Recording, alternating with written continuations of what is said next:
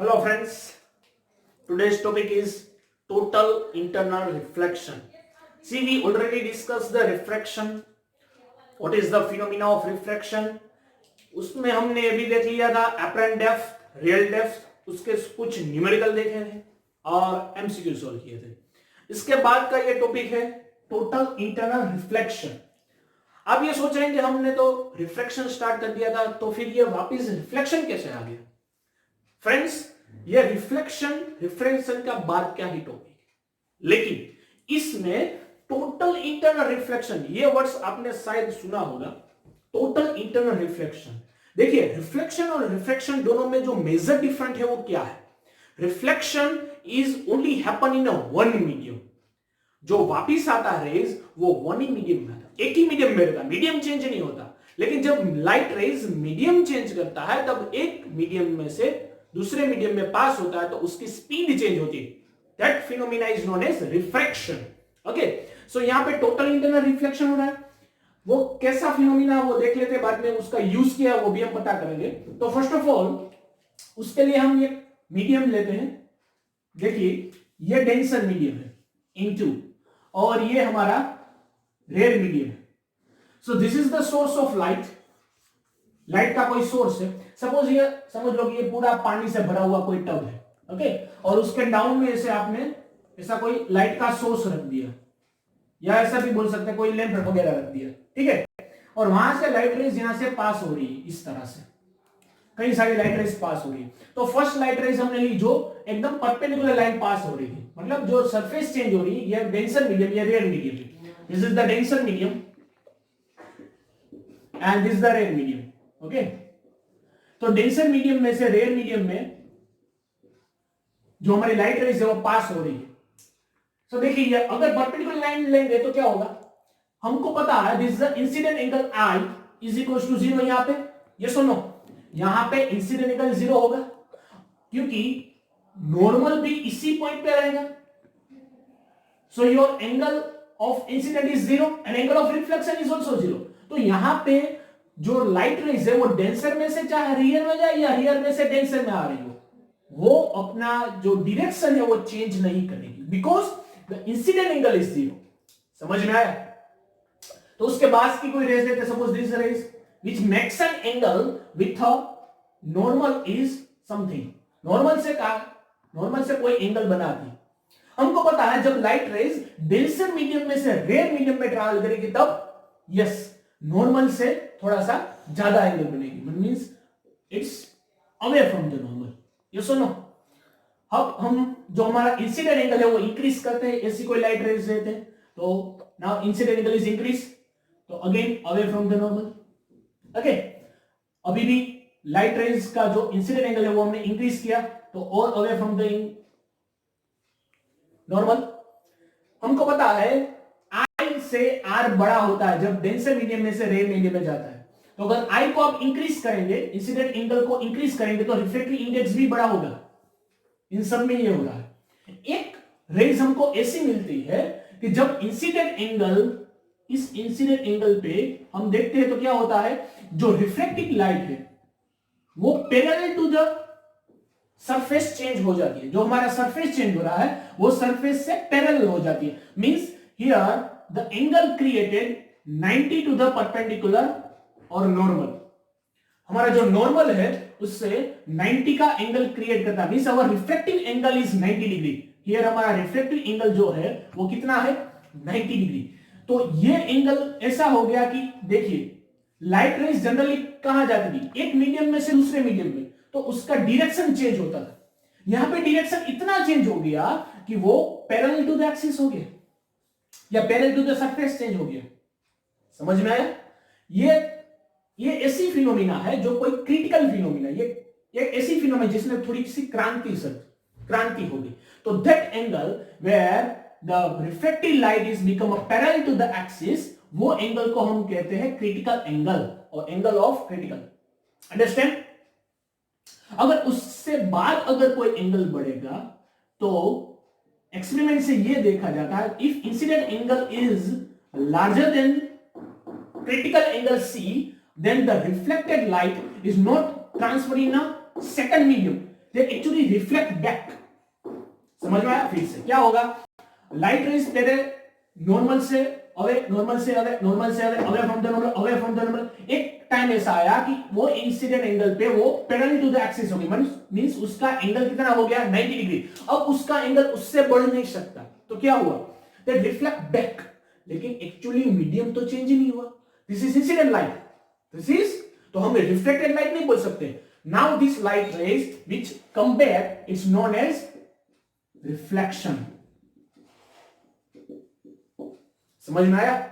देखिए एक्चुअली क्या होता है, अगर कोई लाइट रेज वन मीडियम में से दूसरे मीडियम में ट्रांसफर होती तो एक्चुअली रिफ्लेक्शन और रिफ्लेक्शन दोनों होता है। यहां हमने देखा था जो रिफ्लेक्शन हो रहा है, एक लाइट है वो एक मीडियम में से दूसरे मीडियम में ट्रैवल करिए तो रिफ्लेक्शन हो रहा है। लेकिन थोड़ा थोड़ा मतलब कुछ परसेंटेज में रिफ्लेक्शन भी होता है, लेकिन कुछ ही परसेंटेज में, नॉर्मली ऐसा देखा जा रहा है, कुछ ही परसेंटेज में थोड़ा सा ये रिफ्लेक्शन भी होता है। लेकिन यहां पे क्या हुआ, टोटल रिफ्रैक्शन जो हमारा टोटल लाइट जो मीडियम वन में से दूसरे मीडियम में ट्रांसफर हो रही थी वो हुई नहीं, उसी मीडियम में वापस आ जाती totally light. So that's why this known as total internal reflection. Internal क्यों? क्योंकि उसी मीडियम में हो रहा है। समझ में आया? इसकी कुछ कंडीशंस है, वो आपके सामने मैं रख देता हूं। Here the condition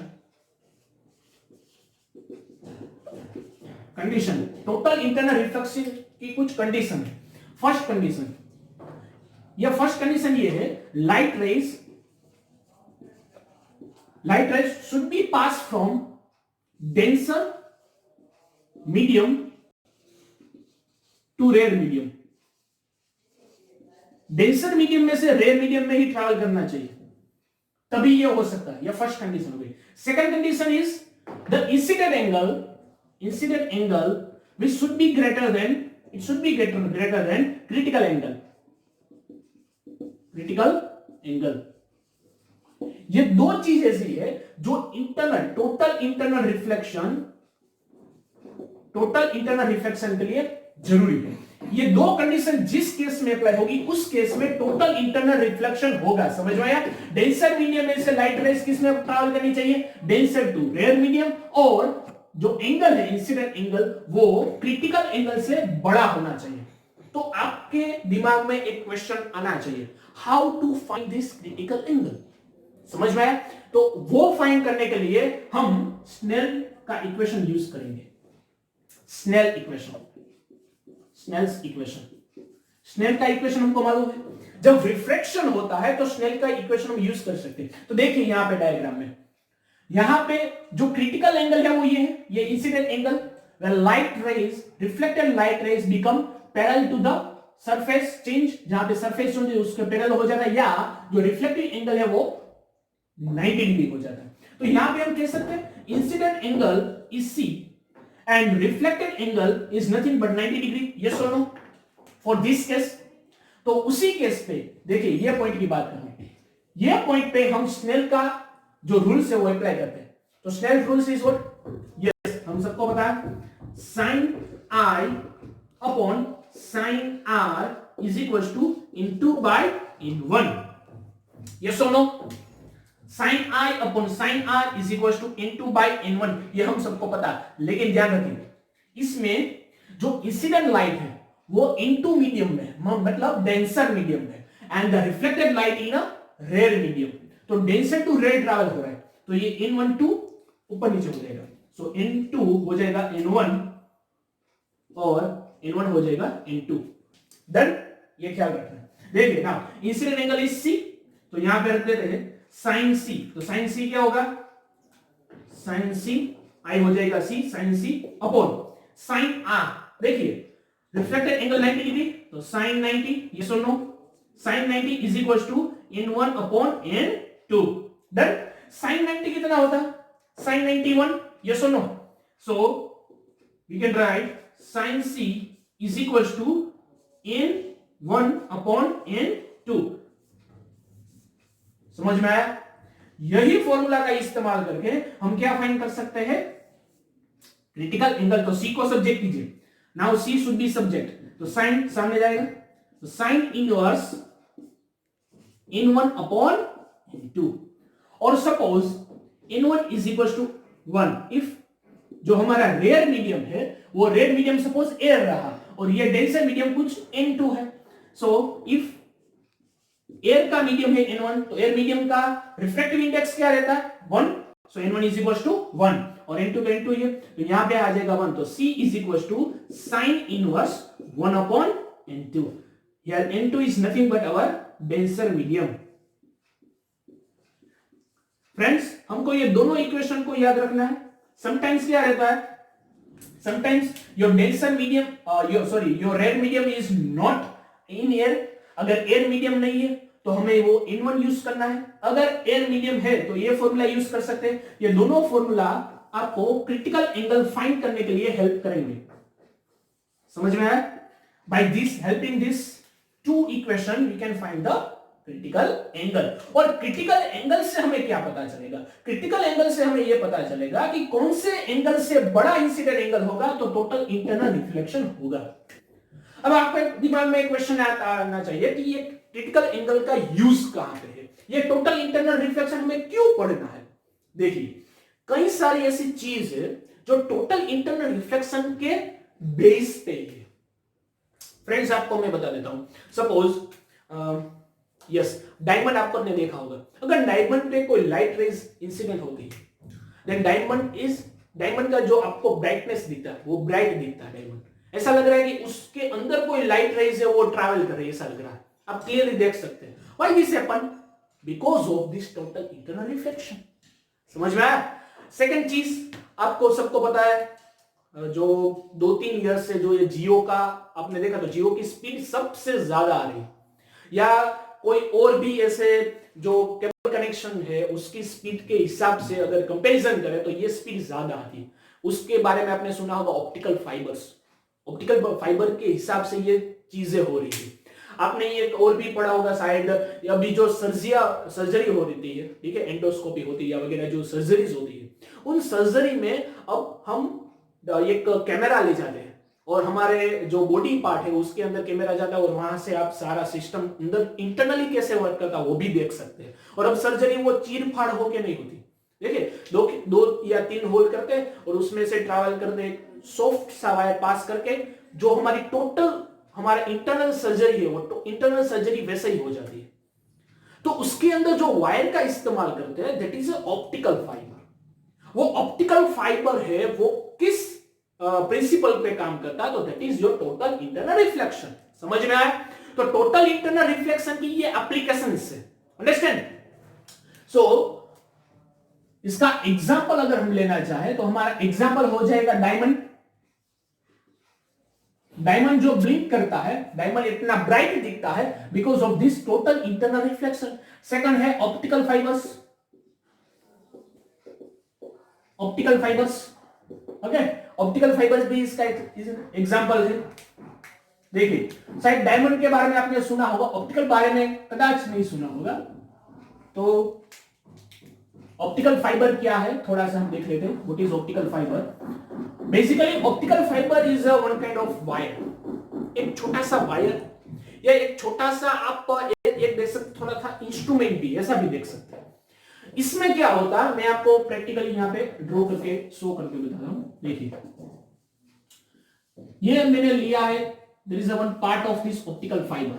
optical fibre एक वायर होता है। देखिए वायर मेरे वो बहुत ही थिन वायर रहता है, इसमें इतना छोटा वायर भी बनते हैं कि आपका हमारे जो हेयर है वो हेयर को अगर आप मिला दे तो 2-3 हेयर मिला के जितनी थिकनेस रहती है उतनी थिकनेस का भी ऑप्टिकल फाइबर आता है। तो आप सोच सकते हैं कितना थिन रहेगा। देखिए उसका एक पार्ट हमने ले लिया। तो ऑप्टिकल फाइबर बेसिकली 2 चीजों से बनता है। यस 2 चीजों से बनता है। जो इनसाइड का पार्ट है उसको बोलते हैं कोर पार्ट, ओके, और दूसरी चीज है जो आउटसाइड है उसको बोलते हैं क्लेडिंग पार्ट। तो कोर पार्ट और क्लेडिंग पार्ट। जो इनसाइड का कोर पार्ट है it should be a denser medium, क्योंकि हमको पता है टोटल इंटरनल रिफ्लेक्शन की कंडीशन क्या है, light rays should be passing from denser medium to rare medium. तो इनसाइड जो पार्ट रहता है it's a denser medium and outside का जो पार्ट रहता है वो रेयर मीडियम का रहता है। तो हम सबको पता है अगर एयर है वो तो रेयर मीडियम है। तो आउटसाइड लेयर का कोई पार्ट रेयर मीडियम है कि नहीं वो इंपॉर्टेंट नहीं रहेगा, आपको ऐसा लगेगा, नहीं ऐसा नहीं। Inside should be denser medium and outside should be rare medium. तो रेयर मीडियम, क्योंकि अगर कोई वायर है, क्योंकि ऑप्टिकल फाइबर वो नॉर्मल फाइबर से या ऐसे जो सिलिकॉन का जैसे जो मटेरियल रहता है उससे बनता है, तो उसको प्रोटेक्शन करने के लिए भी ऊपर लेयर चाहिए, तो वो लेयर ऐसा होना चाहिए जो इनसाइड का जो डेंसर मीडियम है उससे उसका रिफ्रैक्टिव इंडेक्स कम हो। समझ में आया? तो आउटसाइड का लेयर कैसा हो गया? रेयर मीडियम, इनसाइड का डेंसर मीडियम, तो टोटल इंटरनल रिफ्लेक्शन होने के चांसेस है। समझ में आया? तो आपको यह क्वेश्चन होना चाहिए कि भाई ये कराना क्यों है। देखिए, हमें जो केबल का यूज है, वो केबल का यूज क्या है? केबल का यूज हम करते हैं कम्युनिकेशन के लिए, ताकि स्पीड बढ़ सके, कम्युनिकेट ज्यादा हो सके, झड़प से हो जाए, उसमें टाइम कम हो, इसलिए हम ऑप्टिकल फाइबर का यूज करते हैं। समझ में आए? एक बात क्लियर हो गई? तो इसमें इसका कंस्ट्रक्शन कैसा है? तो कंस्ट्रक्शन में हमने बता दिया कि दो इसमें चीज रहती है, कोर पार्ट रहता है, क्लेडिंग का पार्ट रहता है। Inside the core part is a denser medium. समझ में आया? ये डेंसर मीडियम का रहता है। सपोज ये कोई लाइट रेज है, यहां से कोई लाइट रेज इंसिडेंट हो रही है, this is light rays is incident in this optical fibre, तो क्या होगा? This is a surface change, यहां से सरफेस चेंज हो रही है, मीडियम चेंज हो रहा है, तो ये हो गया perpendicular line to the medium change, जहां पे मीडियम चेंज होगा सरफेस से परपेंडिकुलर हो गया, तो this is the incident angle. Yes और नो? देखिए, यहां से मीडियम चेंज हो रहा है, या रेयर मीडियम, डेंसर मीडियम में से रेयर मीडियम में लाइट ट्रैवल कर रही है। सपोज यहां से लाइट रेज हमने पास की, तो इसका कंस्ट्रक्शन ऐसे होता है कि जो लाइट रेज है वो उसी एंगल पे इंसिडेंट होगी जो इंसिडेंट एंगल क्रिटिकल एंगल से बड़ा रहेगा। तो क्रिटिकल एंगल से बड़ा रहेगा तो क्या होगा? देखिए, हमारी दो कंडीशन फुलफिल होगी, incident angle is greater than the critical angle, and second is denser medium to rare medium में ट्रैवल होगी। इसमें देखिए, डेंसर मीडियम में से रेयर मीडियम में ट्रैवल कर रहा है और इंसिडेंट एंगल क्रिटिकल एंगल से बड़ा है, तो क्या होगा? Yes, total internal reflection. So total internal reflection होगा तो क्या होगा? ये लाइट रेस वापिस इसी तरफ आएगी। समझ में? तो देखिए, कंस्ट्रक्शन के हिसाब से यहां पर भी डेंसर मीडियम और यहां पर भी रेयर मीडियम। अंडरस्टैंड? तो देखिए, जितना एंगल यहां पे बना उसी तरह से एंगल यहां पे भी बनेगा। ये इंसिडेंट एंगल भी क्रिटिकल एंगल से कैसा रहेगा? बड़ा रहेगा। तो क्या होगा? जो हमारा डेंसर मीडियम में लाइट ट्रैवल हो रही है वो पास नहीं करेगी, टोटली अंदर के अंदर ही रिफ्लेक्शन हो जाएगा। तो ये पास नहीं करेगी, ट्रैवल नहीं करेगी दूसरे मीडियम में, यहीं पर भी रिफ्लेक्शन हो जाएगा, और इसका रिफ्लेक्शन होते होते कुछ इस तरह से लाइट रेस ट्रैवल करेगी। अंडरस्टैंड? तो आपके दिमाग में क्वेश्चन आ जाए कि भाई ये ट्रैवल ही क्यों कराना है? देखिए, रिफ्लेक्शन होता है तो क्या होता है? Reflection is happen in one medium, हम सबको पता है। Reflection in happen in one medium, एक ही मीडियम में रिफ्लेक्शन होता है, मीडियम चेंज नहीं होता, और मीडियम चेंज नहीं होगा तो उसकी स्पीड चेंज नहीं होगी, means speed is constant. Speed कैसी रहेगी? कांस्टेंट स्पीड रहेगी। अगर कांस्टेंट स्पीड रहती है तो लाइट की मैक्सिमम स्पीड से वो ट्रैवल कर सकता है। तो लाइट की मैक्सिमम स्पीड क्या है? 3 × 10⁸। लेकिन ये डेंसर मीडियम है तो उसकी थोड़ी सी स्पीड कम रहेगी, लेकिन यहां से जो स्पीड है वो कांस्टेंट रहेगी, चेंज नहीं होगी, क्योंकि रिफ्लेक्शन हो रहा है। देखिए, अगर यहां पे रिफ्लेक्शन होता, मतलब लाइट रेज एक मीडियम में से दूसरे मीडियम में ट्रैवल करती तो उसकी स्पीड डिक्रीज होती। समझ में आया? यहां पे डिक्रीज नहीं होगी, कांस्टेंट रहेगी। अगर स्पीड कांस्टेंट रही तो जो कम्युनिकेशन के लिए जो हम वायर यूज करते हैं उसमें जो हमारा मैसेज है वो एकदम स्पीड से ट्रैवल करेगा। समझ में? So that's why we use optical fibre for the communication purpose, and जो हमारे एंडोस्कोपी वगैरह जो मेडिकल का पर्पस है उसमें भी ये यूज होता है, और दूसरी जगह पे जो जियो के नेट वगैरह जो हमने बताया टावर वगैरह में यूज होता है। तो दिस ऑप्टिकल फाइबर, ये 2 मार्क्स का क्वेश्चन है, ये डायग्राम है, इसमें भी आपको यही चीज लिखनी है। इसकी कंडीशन ये है, ये कंडीशन फुलफिल होती है, और इसका कंस्ट्रक्शन कैसा रहेगा? देखिए, ऐसे क्वेश्चन में 3 पार्ट्स रहते हैं। First part is construction. तो कंस्ट्रक्शन में क्या रहेगा? डायग्राम, और ये 2 part, core and cladding. Core cladding क्या है? Inside the part which is a denser medium, okay, उसको कोर बोलेंगे। Outside part it's a rare medium, cladding क्या रहता है? रेयर मीडियम रहता है, ये डेंसर मीडियम रहता, और जो क्लेडिंग का पार्ट है वो प्रोटेक्शन के लिए भी होता है। या प्रोटेक्ट भी करता है ऑप्टिकल फाइबर को, अंडरस्टैंड, या प्रोटेक्शन के लिए भी होता है। सो कंस्ट्रक्शन में ये आ गया। फिर इसका होगा वर्किंग। वर्किंग में क्या आएगा, तो principle of total internal reflection जो हमने ये इसमें बताया था, ये दो कंडीशन वही इसमें आएगा। और सेकंड इज एग्जांपल और इट्स यूज, एप्लीकेशन कहां पे यूज होता है,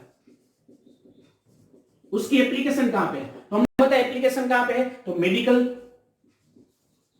मेडिकल जो हमारा डिपार्टमेंट है, तो हमने बताया सर्जरी, एंडोस्कोपी ये वगैरह में जो यूज होता है, या सर्जरी जो मेजर सर्जरीज होती है उसमें ये ऑप्टिकल फाइबर्स यूज होता है। तो ये मेडिकल का हमारा जो डिपार्टमेंट है उसमें यूज हो गया। Second is communication, okay, communication में भी ये यूज होता है। इसकी पीडीएफ आपको मिल जाएगी प्रॉपर। ये कंसेप्ट ये था, समझ में आएगा टोटल इंटरनल रिफ्लेक्शन क्या। टोटल इंटरनल रिफ्लेक्शन के लिए जो मेन चीज है वो आपकी ये दो रहेगी, कंडीशन और ये आपका इक्वेशन। ये इक्वेशन मस्ट है, ये आपको याद कर लेना है। देखिए जो हमारा ग्लास का मीडियम है, आपको एक एग्जांपल दे देता हूं, यहां पे एग्जांपल ले लेते हैं। जो हमारा ग्लास का मीडियम है, सपोज ग्लास का मीडियम, ग्लास का जो हमारा प्रिज्म है या कोई स्लेब भी ले सकते हैं, वो एयर मीडियम में है। तो लाइट रेज कहां से कहां ट्रैवल करेगी, ए to air, denser to air, तभी ये टोटल इंटरनल रिफ्लेक्शन हो सकता है।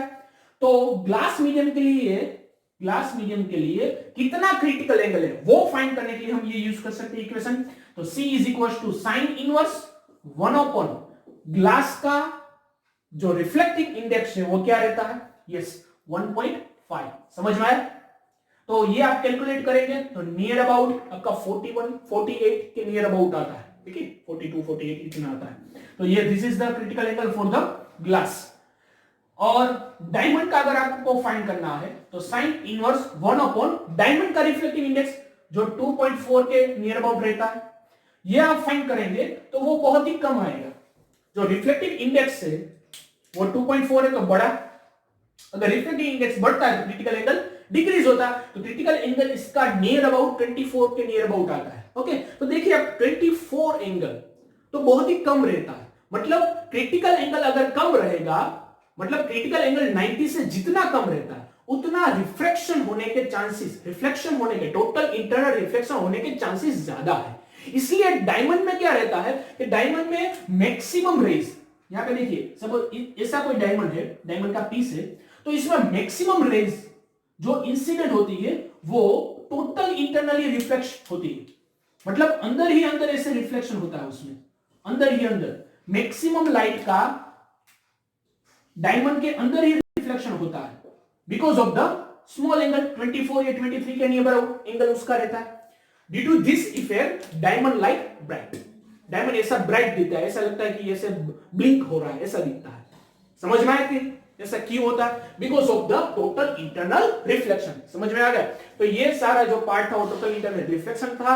हमारे जो थियरिकल पार्ट के हिसाब से आप देखें तो क्वेश्चन आता है अगर टोटल इंटरनल रिफ्लेक्शन में तो क्या करना है, डायग्राम ड्रॉ कीजिए, उसकी दो कंडीशन लिखिए और जो स्नेल रूल अप्लाई करके ये दो इक्वेशन प्रूफ करने हैं और उसका एग्जांपल लिखना है। Understand. So this is all about total internal reflection. इसकी आपकी पीडीएफ मिल जाएगी, आप लिख लेना उसमें से। डन।